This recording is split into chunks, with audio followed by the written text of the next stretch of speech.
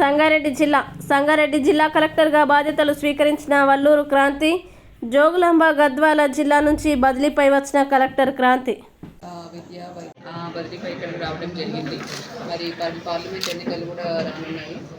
Election commission of India ఆదేశాల ప్రకారం అన్నీ కూడా ప్రాపర్గా మన జిల్లాలో అమలయ్యే విధంగా చూస్తాను.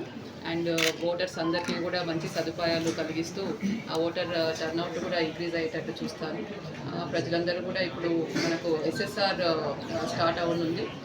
6 జనవరి 2024 నుంచి మీ యొక్క క్లెయిమ్స్ అండ్ అబ్జెక్షన్స్ అన్నది మీరు మా దగ్గర బిఎల్ఓ దగ్గర మీరు ఇవ్వచ్చు.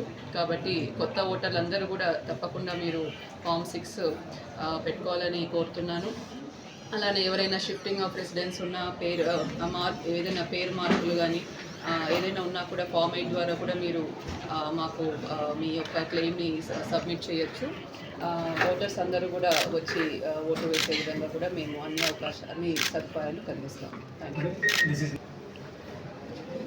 సో అన్నీ ఇందాక చెప్పిన విధంగానే ప్రభుత్వ సంక్షేమ పథకాలన్నీ కూడా ప్రజలకు ఎటువంటి ఇబ్బంది లేకుండా ప్రభుత్వ అధికారులందరూ కూడా అందజేసే విధంగా మేము కృషి చేస్తాము.